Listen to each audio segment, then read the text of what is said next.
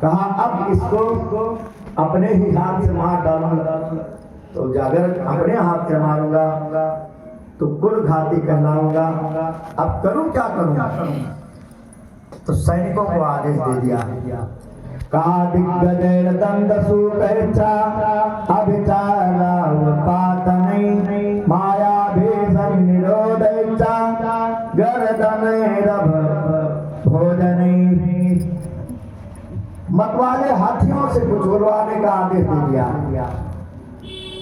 शराब पिला करके हाथी को और उस हाथी के नीचे इसको डलवा दिया प्रहलाद को।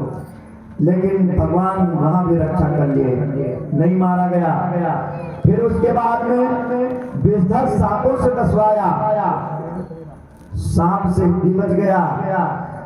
फिर पुरोहितों के द्वारा इसके ऊपर कृत्या चलवा दिया, प्रहलाद के ऊपर कृत्या भी जब काम नहीं की तो संबरासुर को बुला करके आसुरी प्रवृत्ति से उसके ऊपर कृत्या चलवाया, वो भी काम नहीं किया। ले जाकर के इसे अंधेरी कोठरी में बंद करवा दिया, कुछ दिनों तक इसमें बंद रहेगा तो बुद्धि खुल जाएगी। वहां भी भगवान की कृपा से प्रकाश हो गया, सब चारों तरफ प्रकाशमय हो गया। लक्ष्मी भी भोजन करा के चकाचक भोजन कराने लगी। अब जब एक दिन फिर कहा देखो मर गया होगा, अब तो अंदर जब खोला तो देखा वहां पर वो और मोटा ताजा बढ़िया निकला। प्रहलाद देख करके कहा अरे राम राम, ये तो बहुत ज्यादा मोटा ताजा और हो गया। तो विष पिलवा दिया, कहा हमारे सामने इसको हमें विश्वास ही नहीं कर रहा है, हमारे सामने से विष पिलाओ। उसके सामने विष पिला दिया गया, लेकिन कोई काम नहीं किया, विष भी प्रयोग बेकार हो गया। ले जाकर के बर्फ पे से डलवा दिया, कहा से बर्फ पे सुलवा दो, ठंडी से मर जाएगा। उस पे भी उसको कुछ नहीं हुआ। तो कहा जब कुछ नहीं हुआ तो दुआ दिया गई, कहा मुझे एक बढ़िया उपाय मिला हुआ है। कहा क्या? कहा ब्रह्मा जी ने मुझे तपस्या करते समय 1 साल दिया था, और अगर वो वन में उड़ के बैठ जाऊंगी मुझे कुछ नहीं होगा, प्रहलाद उसी में जला के भस्म कर दूंगी। कहा ठीक, बहुत बढ़िया। बुआ जी ले गई, लकड़ी लगवा दिया, उसके ऊपर बैठ गई, प्रहलाद जी को लेके प्रहलाद बढ़िया भगवान का भजन करने लगे। श्रीमन नारायण नारायण नारायण, श्रीमन नारायण श्रीमन नारायण नारायण नारायण, श्रीमन लक्ष्मी नारायण नारायण नारायण, लक्ष्मी एक बार प्रेम से बोले भक्तवत्सल भगवान की। एक आंधी का झोंका आया और वो साल उड़ करके प्रहलाद से निपट गया और ढूंढला उसी में जल के खाक हो गई। सुबह हुआ, सबने कहा चलो देखे प्रहलाद जल के भस्म हो गया होगा। जब वहां पहुंचे तो देखी क्या कि प्रहलाद उसी में बढ़िया चकाचक खेल रहे हैं। देखा, सर अपना पटक दिया, रोने लगा। कहा अब क्या करूं? उठवाया और ले जाकर के समुद्र में अपने सामने कहा समुद्र में से छोड़ो।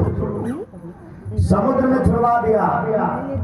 समुद्र में पहुंचा, जब गिरा नीचे तो भगवान स्वयं आके हाथ लगा के उठा ले गए अपने धाम। फिर उसके बाद में भेजा, खेलता कूदता प्रहलाद भजन करता हुआ जब राज में पुनः पहुंचा तो देखा कि प्रहलाद फिर आ गया। फिर क्रोध से आग बबूला हो गया। अनेकों अनेक प्रकार की युक्ति की मारने की, लेकिन वो मरा नहीं। जब नहीं मरा तो गुरुदेव ने कहा कि फिर आए महाराज।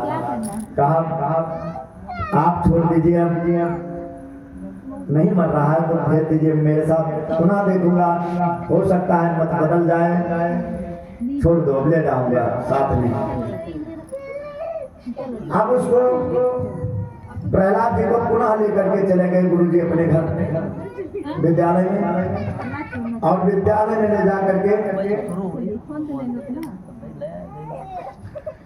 रस्सी से कस के बांध दिया प्रहलाद को। रस्सी से कस के बांधा और कहा यहीं पर बैठे रहो, जब तक मैं नहीं आऊंगा तब तक तुमको यही रहना। सोचा कि जब ये बधा रहेगा तो ये वैसे भूखे प्यासे जब मरेगा तो कहेगा कि छोड़ दो, मैं ऐसे गलती नहीं करूंगा। अब के गुरु जी चले गए। जब गुरु जी चले गए तो मौका मिल गया प्रहलाद जी को। प्रहलाद जी कहे कि बच्चे सब खेल रहे थे, खेलते हुए बच्चों को देखा। कहा बच्चों इधर आओ, सब लोग यहाँ आओ, मेरे पास आओ। दूर दूर सब लोग यहाँ आओ, मेरे पास तो आओ। तो आए सब। तो कहा बताओ। प्रहलाद ने कहा बताओ ये हम आपकी उम्र कितनी होती है? आयु भगवान ने कितना निर्धारित किया है? बच्चों ने कहा कि गुरु जी कहते थे कि 100 वर्ष। कहा 100 वर्ष की आयु है, जिसमें 50 वर्ष तो हमारा सोने में निकल जा रहा है, रात्रि भी तो उसमें जोड़ा है। तो 50 वर्ष तो हम सोने में गंवा दिए। 20 वर्ष जो हम युवा अवस्था बाल्यावस्था में बिता दिए। 20 वर्ष पढ़ाई लिखाई और खेलने कूदने में बिता दिए।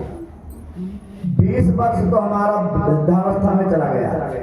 10 वर्ष अवस्था जो है हमारी वो पत्नी प्रसंग में, बच्चे के खाने पीने की अवस्था में, इसी में नष्ट हो गया। तो जब इस प्रकार से हमारा आपका जिंदगी निपट जाएगा तो हम लोग आए किस लिए हैं यहाँ पर? हमें भगवान ने किस लिए भेजा है? हमारा क्या कर्म है, क्या काम है? जब इस प्रकार कहा तो सब बच्चे घबरा गए। ये क्या कह रहा, हमारे मति को कुछ मिल ही नहीं रहा, पढ़ ही नहीं रहा पल्ले। कहा तक गुरु जी ने मुझे कुछ पढ़ाया नहीं पढ़ते हो, तुम भी पढ़ते हो प्रहलाद, मैं भी पढ़ता हूँ, लेकिन जो ज्ञान तुम्हारे पास है हम लोगों के पास है ही नहीं। हमें ये नहीं पता चल रहा है आप क्या कह रहे हो, और ये ज्ञान आपको मिला कहाँ से? इतना ज्ञान आपको किसने दिया?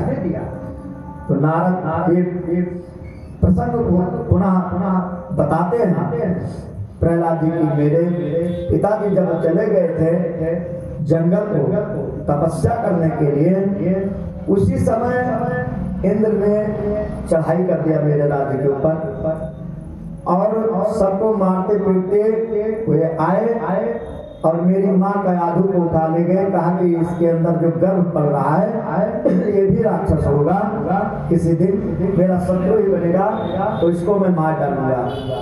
तो जब लेके जा रहे थे कयाधु को, उसी समय नारद जी रास्ते में मिल गए। और नारद जी जब मिले तो नारद जी ने कहा कि इंद्र ये आप बहुत बड़ा महापाप की पाप करने जा रहे हो। स्त्री वध कहीं नहीं लिखा है, और अगर स्त्री वध कर रहे हो तो फिर इंद्र आसन से अच्युत हो जाओगे, इसलिए मत मारो। कहा इसके अंदर जो है हमारा शत्रु है, तो कहा इसके अंदर अगर शत्रु उसको मारना चाहते हो और उसके हाथ से तुम्हारा ही मृत्यु हो सकता है, निश्चित हो, तो हो सकता है पैदा हो बड़ा हो तब आपको मारे, तो पहले ही क्यों मार डाले जाओगे? इतने दिन पहले ही मार डाला जाना चाहते हो, इसलिए बचना चाहते हो तो छोड़ दो इसे, मत मार, और इसे छोड़ दो। मैं ले जा रहा हूँ, इसे ऐसा भक्त बनाऊंगा कि ये शत्रु आपका नहीं, शत्रु है स्वयं अपने पिता का ही हो जाएगा। तो नारद जी मेरी माता जी को लेके गए अपने आश्रम में, और अपने आश्रम में रखे रहे हमको, और रख करके मुझे वहां पर जो भी माता जी को कथा प्रसंग सुनाते थे तो उनका लक्ष्य मात्र हमारे ऊपर रहती थी, उनका दृष्टि हमारे ऊपर ही रहती है, और वो दृष्टि से हमें ही देखते रहते थे और हमें ही पढ़ाते थे। तो ये ज्ञान हमें माँ के गर्भ में ही, पेट में ही मिल गया। नारद जी ले आए, जब हिरण्यकश्यप आए तो ले आकर के मुझे माँ के साथ छोड़ दिया यहाँ पे। लेकिन अब वो ज्ञान मेरे पास है तो मैं उसको कहाँ छोड़ दूँ, मैं कहाँ चला जाऊँगा उसे छोड़ करके। तो जब इस प्रकार समझाया तो कहा तो भैया है क्या, रखा क्या है? तो भगवान का भजन ही एक सहारा है। तो कहा हाँ भैया, तो इसलिए भगवान का भजन करो। और सब लड़के जितने थे सब एक साथ में मिल गए और कल घूम के इधर उधर चारों तरफ घूम घूम करके हाथ पैर जो बांध गए थे खोल दिया। सब बच्चों ने कहा खोलो गुरु जी का बना वो बना। खोल करके प्रहलाद जी नाचने लगे और बच्चे भी नाचने लगे। राधे गोविंदा जय जय राधे गोविंदा राधे गोविंदा जय जय राधे गोविंदा राधे गोविंदा जय जय राधे गोविंदा राधे गोविंदा जय जय राधे गोविंदा। भजन करना प्रारंभ किया तब तक गुरुपुत्र आ गए और आए तो देखा अतदैत्य सुता सर्वे श्रद्धा तदनवर्णितम जग्रहुर निरवध्यात्मान्नेव गुरुमनसेक्षितम। अब वो डर के मारे कांपने लगे। कहा ये तो छुआछूत कोरोना की बीमारी इस तरह भयंकर रूप ले लिया, मुझे नहीं पता था। ये तो हमारे पूरे विद्यालय को ही नष्ट कर दिया। अब मैं क्या जवाब दूंगा जाकर के? अभी अब तो राजा मुझे मार डालेंगे, छोड़ेंगे नहीं और कहेंगे तुम्हारा ही गलती है, तुम ही पढ़ाए। उस सब विद्यालय के जितने बच्चे सब बिगड़ गए। अब भगा संडमार्ग भगे और पहुंच गए हिरण्यकश्यप के पास। कहा महाराज मेरी गलती कुछ नहीं है, मैं निवेदन कर रहा हूँ, मुझे देख लो, मैं यहाँ हूँ, मैं चला गया था फला जगह और आया हूँ तो देखा हूँ वहाँ पर क्या हो रहा है, आप भी अपने आप से देखिए। कुछ बताया नहीं कि क्या कर रहे हैं क्या नहीं, तो आप अपने आप से चलिए देखिए, स्वयं देख लीजिए, समझ लीजिए क्या हुआ है। और इधर गोविंद मेरो है गोपाल मेरो है, गोविंद मेरो है गोपाल मेरो है, श्री राधा रमण नंदलाल मेरो है, श्री राधा रमण नंदलाल मेरो है, श्री राधा रमण नंदलाल मेरो है, श्री राधा रमण नंदलाल मेरो है, गोविंद मेरो है गोपाल मेरो है, गोविंद मेरो है गोपाल मेरो है, श्री राधा रमण नंदलाल मेरो है, श्री राधा रमण नंदलाल मेरो। हे दुर्विनीत मंदात्मन कुल भेद कराधमं तब्धं मक्षासनोद्धूतं नेसत्वादियमक्षयम्। अरे मूर्ख उद्दंड बालक नीच कुलंगार अनेक प्रकार की गालियां देना प्रारंभ किया। कार्य तो कितना ढीठ हो गया है। मेरे बात को मानने के लिए इंद्राज डरते हैं, मेरे शब्दों को सुन करके वो तुरंत तैयार हो जाते हैं।